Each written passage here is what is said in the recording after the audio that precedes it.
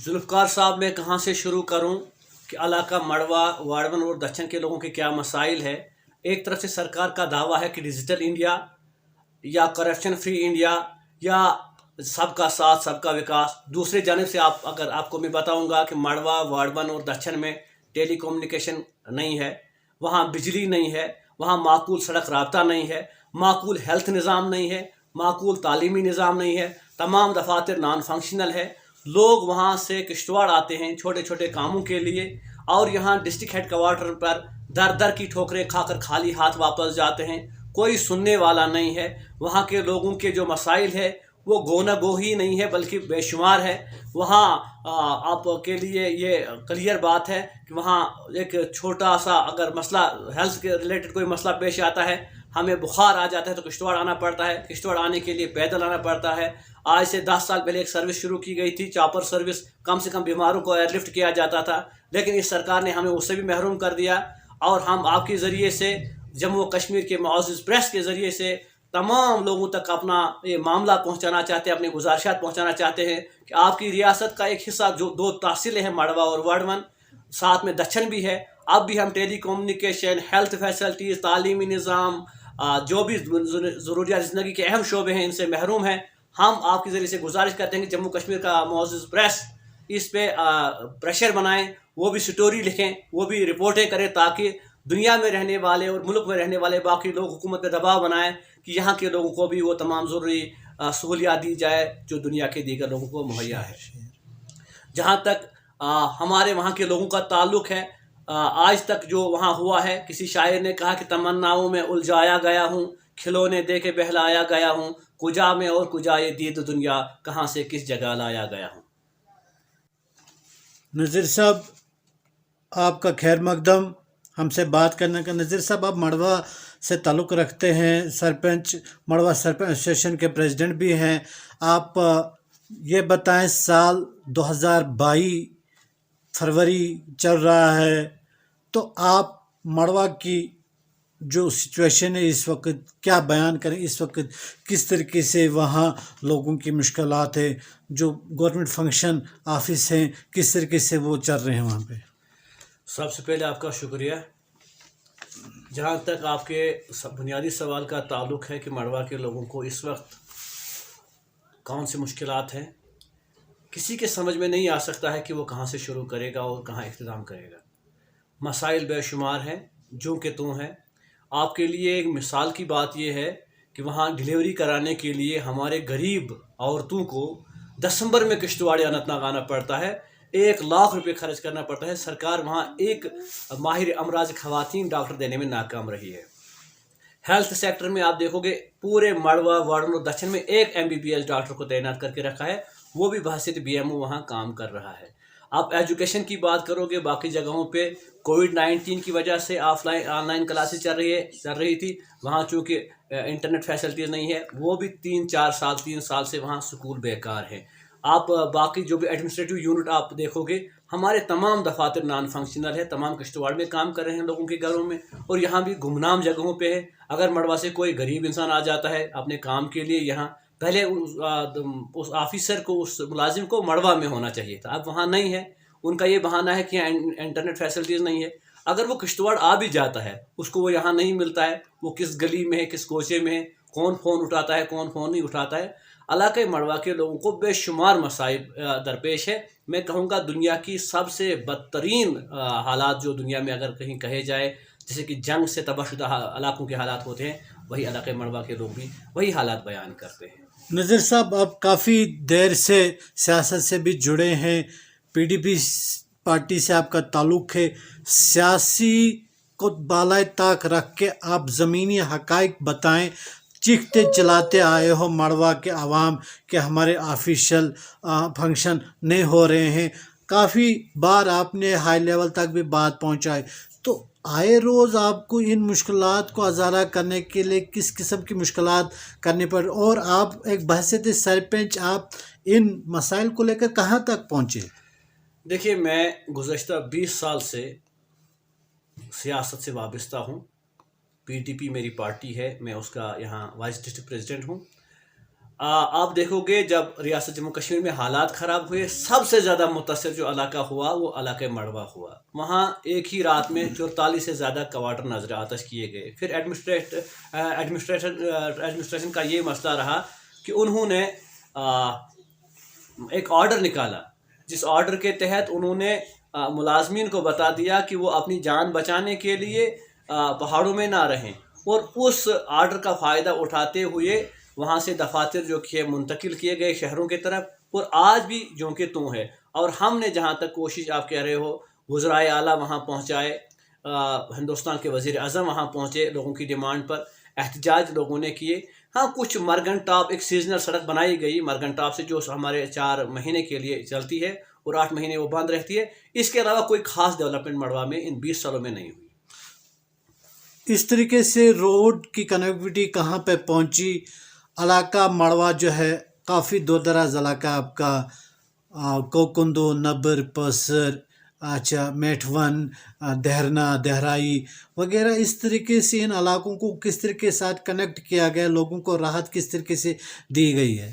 سب سے پہلے میں آپ سے گزارش کروں گا کہ جو ہماری سڑک ہے، جو ہماری سڑک جو بہترین ایک متبادل ہے جو ہمیں اپنے ڈسٹرکٹ ہیڈ کوارٹر سے ملاتی ہے، کشتواڑ وایا دچھن جو روڈ ہے، ایک وادی ہے دچھن، کوئی بارڈر نہیں ہے، کوئی سمندر نہیں ہے، کوئی خطرناک پہاڑ نہیں ہے. ایک وادی سے ہوتی ہوئی سڑک بنتی تھی مڑوا، اور مڑوا کے تمام گاؤں سے کنیکٹ ہوتے تھے. لیکن ایک پالیسی کے تحت گزشتہ 50 سال میں 50 کلومیٹر کا وہ روڈ نہیں بن پایا.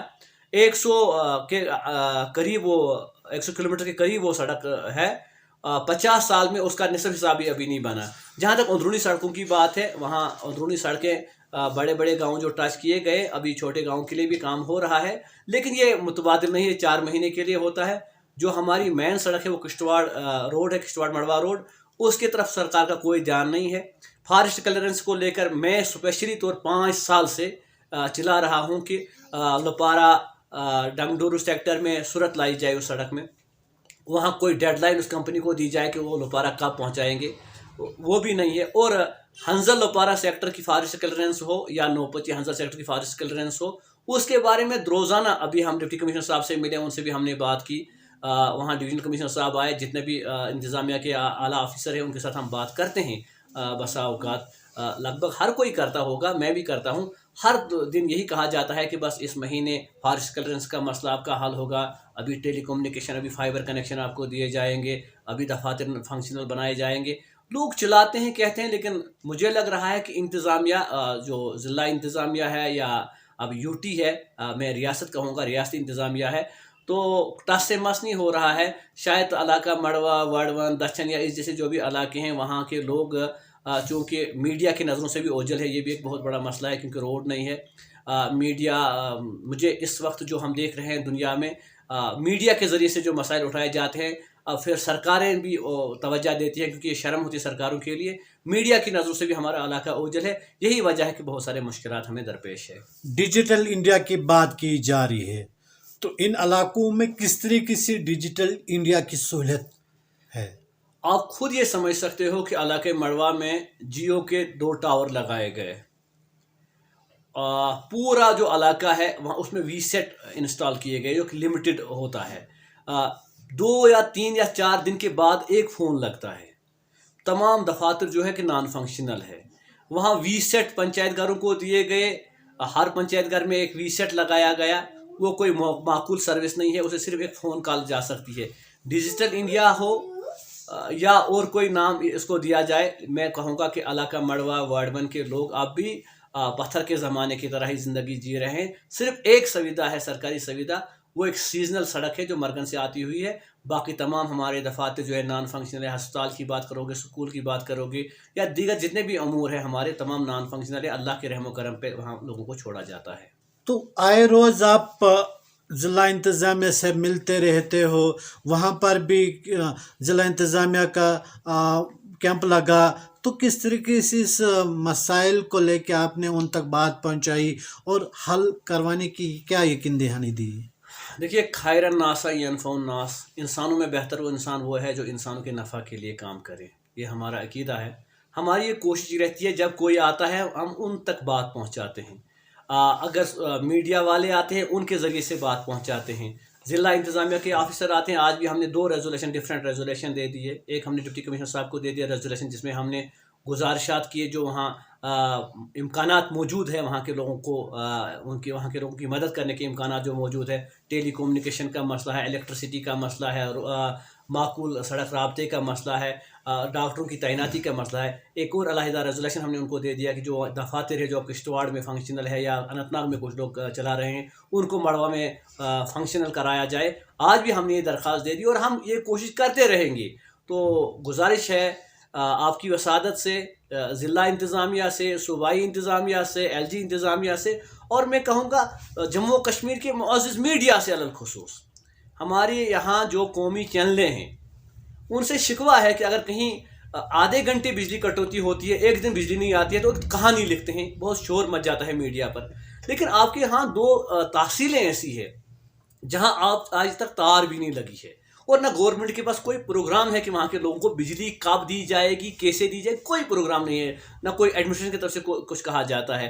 تو یہ کہانیاں لکھتے ہیں یہاں. اگر خود نخواستہ چھوٹے حادثے ہوتے ہیں یہاں, یہ بھی ٹھیک ہے کہ بھائی آپ چھوٹے چھوٹے مسائل اٹھاتے ہو, لیکن ایک بہت بڑا مسئلہ ہے جو جموں کشمیر کے میڈیا کے لیے لازمی ہے, اس پہ سٹوری لکھنا. ہم ان سے بھی گزارش کرتے ہیں جہاں تک ہماری آواز پہنچ جائے گی کہ وہ اس معاملے کو انسانی مسئلہ سمجھ کر لوگوں تک پہنچائے کہ یہ مڑوا وڑون ہے, یہاں روڈ نہیں ہے, یہاں ٹیلی کومونیکیشن نہیں ہے, یہاں بجلی نہیں ہے, یہاں ہسپتال نہیں ہے, یہاں معقول تعلیمی نظام نہیں ہے, یہاں زراعت محکمہ ٹھیک ڈھنگ سے کام نہیں کر رہا ہے, یہاں باغبانی ٹھیک ڈھنگ سے کام نہیں کر رہا ہے محکمہ. جو بھی محکمہ جات ہیں جو عام انسان کے لیے لازمی ہوتے ہیں وہ نان فنکشنل ہے. اگر کشتواڑ کو آئے گا تو وہ کوئی اثر رسوخ والا آ جائے گا, جس کے پاس 4 پیسے ہوں گے وہ یہاں آ کر کام کرے گا اگر کام ہوا. لیکن جو وہاں کے لوگ جو وہاں رہتے ہیں بلو پاورٹی لائن کے نیچے جو لوگ رہتے ہیں وہ تو سرکاری سویدھا کا کوئی فائدہ اٹھانے کا سوال ہی پیدا نہیں ہوتا ہے ان سے. آخرکار اب امید کیا رکھ رہے ہو گورنر انتظامیہ سے اور ضلع انتظامیہ سے؟ آج کی جو ہماری ڈپٹی کمشنر صاحب سے ملاقات ہوئی انہوں نے ہمیں یقین دہانی کرائی کہ بھائی جو یہ معاملات ہے یہ ایڈمنسٹریشن کے زیر نظر ہے, اور ایل جی انتظامیہ انتہائی کوشش کر رہا ہے کہ علاقہ مڑوا اور وڑون کے لوگوں کو بھی وہ تمام سہولیات فراہم کی جائے جو ریاست کے دیگر لوگوں کو ہے. اور ہم یہی توقع رکھیں گے. توقع رکھنے کے علاوہ ہم کچھ کر بھی نہیں سکتے. اللہ سے بھی دعا کریں گے اور انتظامیہ کی بھی امید بھی رکھیں گے اور گزارش بھی کریں گے کہ جو ہم نے ان کے سامنے معاملات رکھے کم سے کم وہ معاملات حل کیے جائے.